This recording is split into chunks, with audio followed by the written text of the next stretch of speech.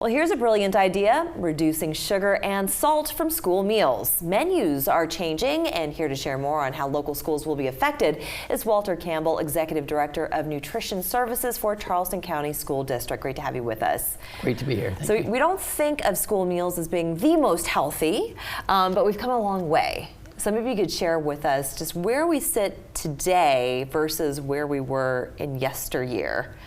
Well, when the Healthy, Hungry, Free Kids Act came through, that's the first time, back in 2010, that's the first time we actually talked about sodium and having sodium limits. And so we have put some sodium limits on. So I'm going to target one sodium limits, but there have been sodium limits since that point. And to give you an idea, if you were to go buy your favorite chicken sandwich, it'd be about 1,400 milligrams of sodium. If you get the same thing at school, a whole muscle chicken sandwich at school, it's going to be about 500 milligrams of sodium, so about 38%. Okay. Same with this chicken biscuit. If you bought chicken biscuit in the market, it's going to be 1,500 milligrams of sodium. Ours is going to be about 500 milligrams of sodium. So we've already made some movement. That's good. That's good to hear. And I know that there are efforts in bringing fresh produce that is even locally grown here in South Carolina to schools, which is wonderful.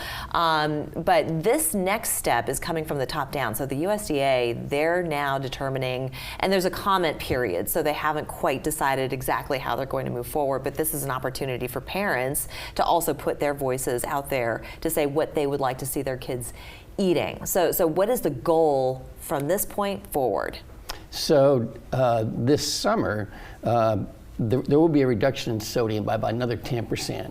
And in our breakfast program, we're already meeting that. So that's, and in our elementary lunch and our elementary high school, we're already meeting it. So we need to lower our sodium in the middle school just a little bit. We'll already meet that. The next big changes in sodium won't come for 2 years. Now, you gave us a good picture because you were mentioning about the sandwiches and the biscuits, what you would buy out in the world versus what you're going to get in schools and how much less sodium is in there.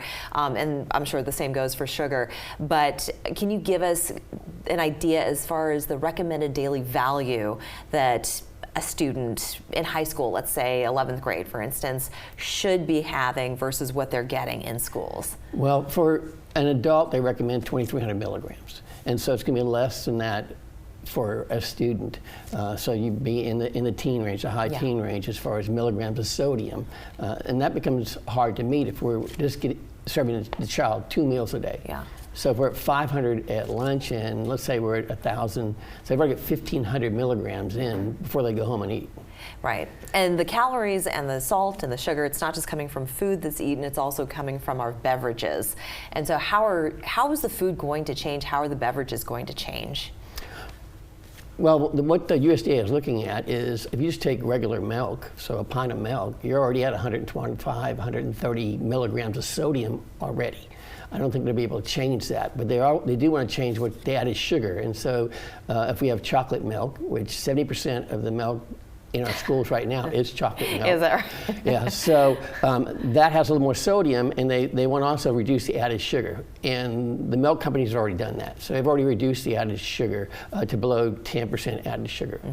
How is this going to look on the plate? What is going to look different when it comes to the food that's being served? Are we still going to see pizza day and yes, fried chicken day? It's been a long pizza. time since I've been in school, so I don't know exactly what's on the menu. But we don't have fried chicken day, but okay. you will still see pizza. And a lot of the companies have already moved towards lowering the sodium already. So they're trying to stay ahead of the game because they realize 2 years, they can't wait for 2 years to put a new product on the market. Now, you may still have some companies that think the restrictions are too much, they'll back out of the K-12 industry.